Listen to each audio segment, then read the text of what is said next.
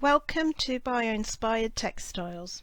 This is a synopsis of the original webinar that took place on the 18th of May 2021. The aim of the film is to introduce the design and technology community to our research and to invite teachers to collaborate with us. For more details, please visit our website. We will share the link at the end of this film. I'd like to introduce Catherine Hall, the postdoctoral research fellow. Catherine's a knitwear designer, and her PhD looks at how circular design practice can be used to retain existing reserves of acrylic fibre used in low-value knitwear blended with wool within successive technical cycles to prevent it from reaching landfill. My background's in textile design for fashion. My PhD was in engineering design, focusing on translating mechanisms from biology into textiles. And I've been working at the intersection of biology and textiles for about 20 years. And this is our amazing team of partners. We are driven by concerns related to the environmental impact of the fashion and textile industry. In 2015, the global textiles and clothing industry was responsible for the production of over 1.7 billion tons of CO2 emissions, according to the 2017 Pulse of the Fashion Industry report. The same report also estimated that by 2030, if we remain on our current trajectory, this number will increase by 50%. So the purpose of this research is to enhance current practice in sustainable textile design. A lot of work has already been done and focusing on sustainable and circular design approaches.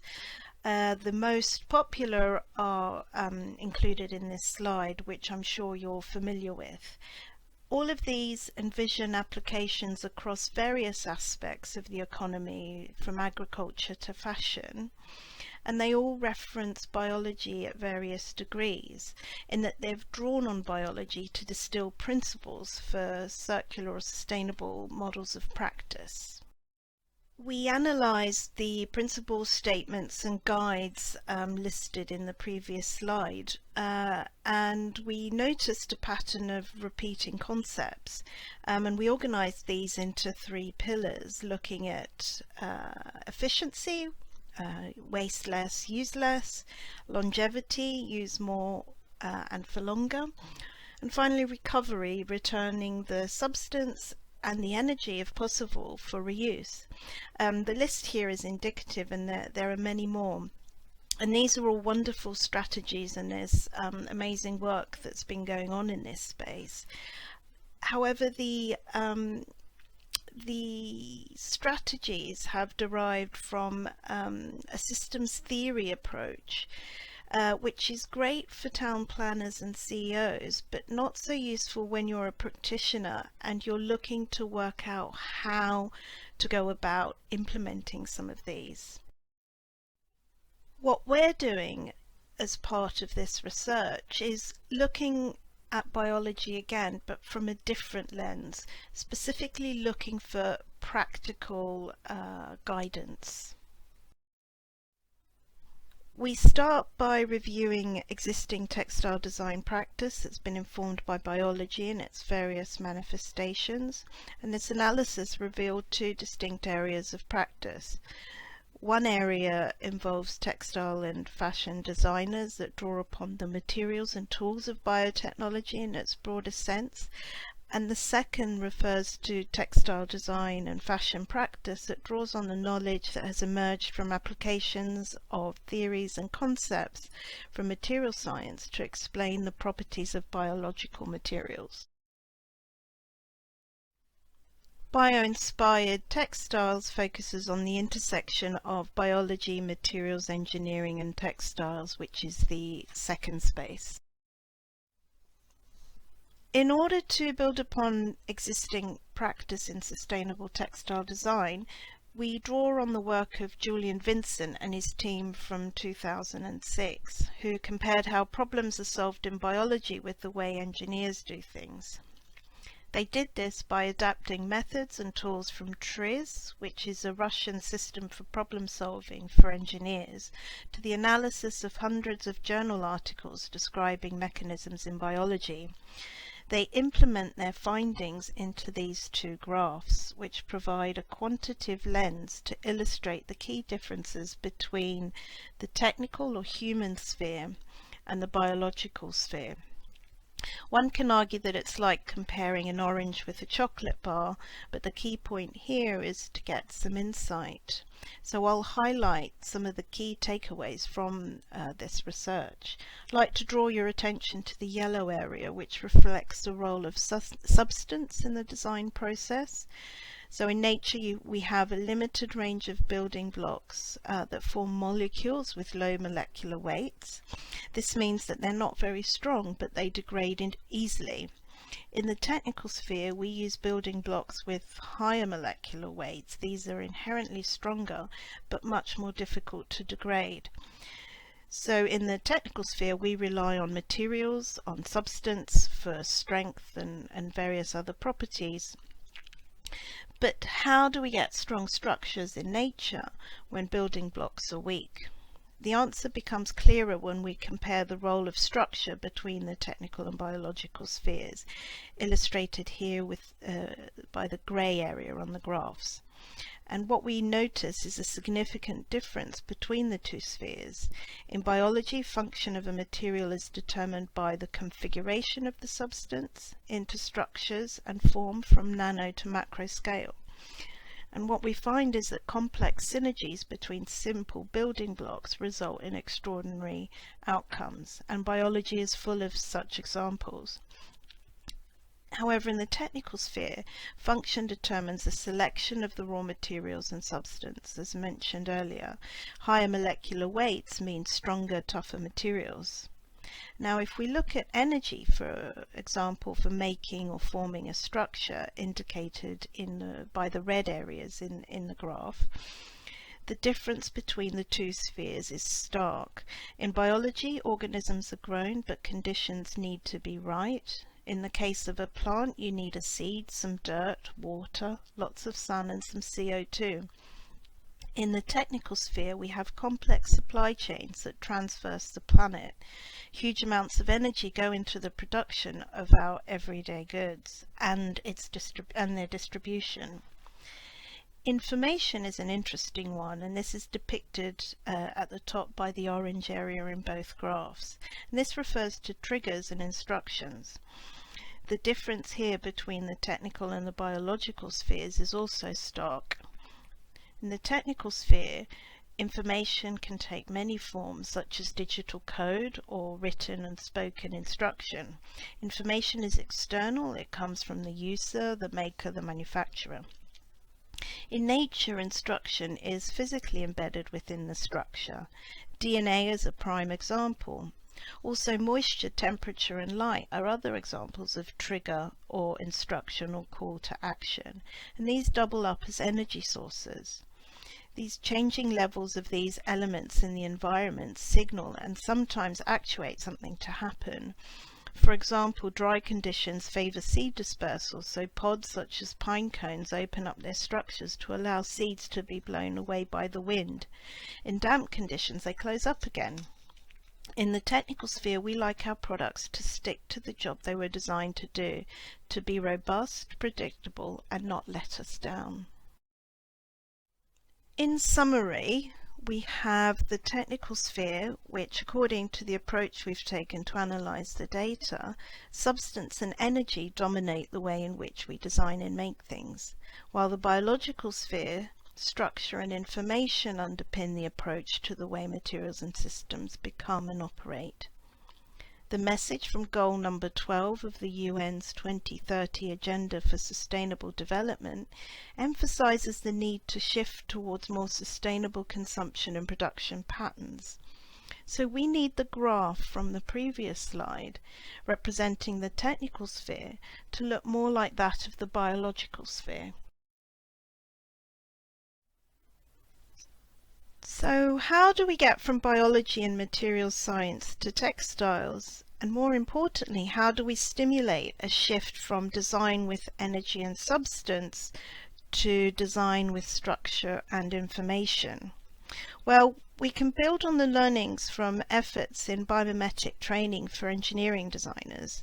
Generally, this type of training aims to position the engineer to seek out biological examples to study on their own for inspiration. But this causes all sorts of problems that relate to comprehension of concepts from biology.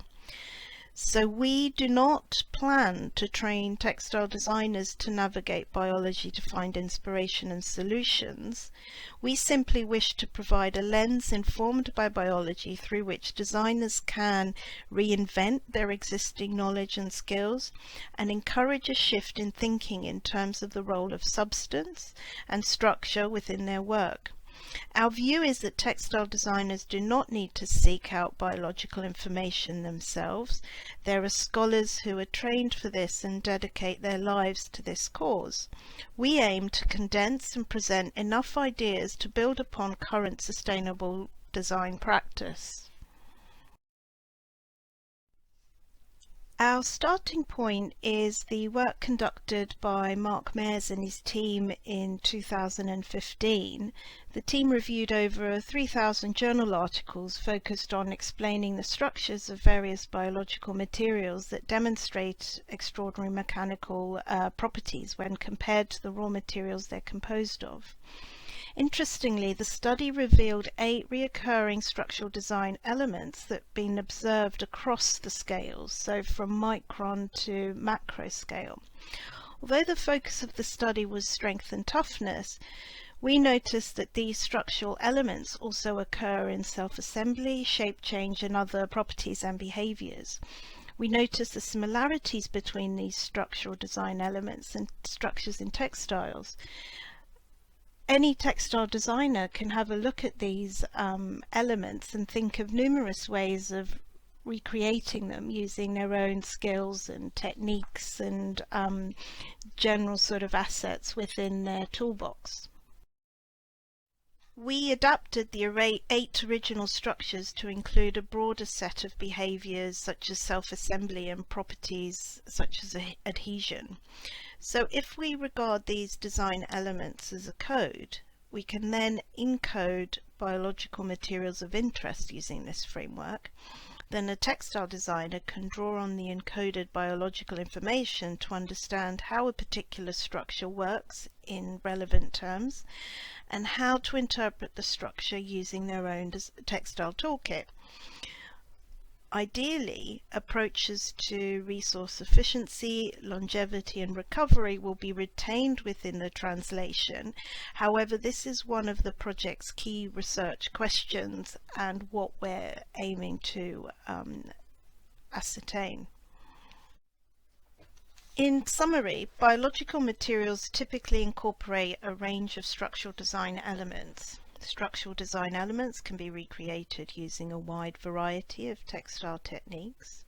We touched upon the experimental approach where developing based on coding biological material using the structural design element framework and then decoding into textile structures using a range of approaches that depend on a designer's own unique signature and toolkit. There are also key opportunities for learning that we'd like to highlight. Learning biology through textile practice, for example, or learning material science through textile practice, but also demonstrating this sort of knowledge through textile practice. Also playing with physical rather than digital code and what that means. And from a wider perspective, this notion of working within an interdisciplinary space and joining dots between disciplines and responding practically to that. With regards to engaging with textile practice, I'd like to highlight that you don't need expensive equipment to play with textile design. You don't need a big heavy loom to weave. You can do this with a pack of cards. You don't need needles to knit. All you need are fibers or yarn, some guidance, and a lot of creativity. So we're looking to work with teachers, firstly to work out if there are any benefits for the subject of design and technology across the key stages emerging from this approach, but also to help us develop tools and resources that will help implement this approach within the teaching practice. Our primary aim is to develop resources for Key Stage 1 and 2, but also Key Stage 3 and 4, and we need your help in order to do this. So what's involved? Well, we're planning to keep it as light touch as possible and be as economical with your time as possible, because we appreciate that time is precious. All sessions will be online. First, we'll have a brainstorming session. This will help us understand what type of resources would be helpful, and this will happen before the summer holidays in 2021. This will be followed by a testing phase, which we're planning for the autumn, which involves a challenge, and then a feedback session that will take place in the winter, which will give us information and tips on how to improve. So we've designed the BIT challenge to coincide with the testing phase of the resources. The challenge will be launched in autumn 21 to coincide with both school and university returning after the summer, and we'll set 3 briefs, one looking at design for efficiency, a design for longevity, and a design for recovery. And the aim is to get people to look at the resources on the website and respond by producing a design or a creative output within one of these categories. Although the competition will be open to the general public, we will be running a specific strand with any teachers that would like to test the resources. We will be providing resources for you to test with your students and enter the outcomes into the competition. There will be a range of prizes that we're currently defining. Some ideas are copies of the paperback version of my book, which is due to come out in the autumn. We're also thinking about offering one-to-one online sessions for the winners with the BIT team for careers advice or insight into what it's like to work to be a professional researcher. So how can you get involved? You can sign up by following this link,